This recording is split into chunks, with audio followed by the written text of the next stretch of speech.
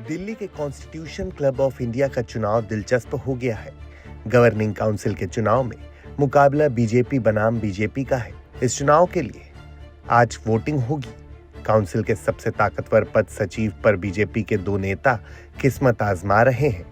सचिव ही क्लब का कर्ता धर्ता होता है और फैसले लेता है। गवर्निंग काउंसिल के सचिव पद पर राजीव प्रताप रूडी और पूर्व मंत्री संजीव बालियान आमने सामने हैं। कॉन्स्टिट्यूशन क्लब ऑफ इंडिया के चुनाव में लगभग 1200 मतदाता वोट डालेंगे।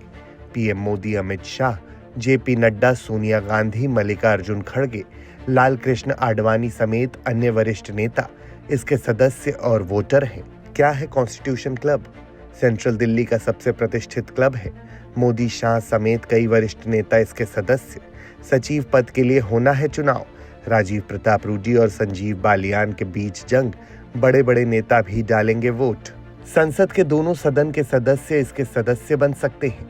गवर्निंग काउंसिल का कार्यकाल 5 साल का होता है।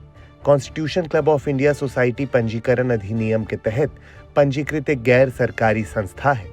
इसका गठन संविधान सभा के सदस्यों के हित में सामाजिक संपर्कों को बढ़ावा देने और सामान्य सुविधाएं देने के मकसद से फरवरी 1947 में किया गया था। लड़ाई सबसे ताकतवर पद सचिव को लेकर है।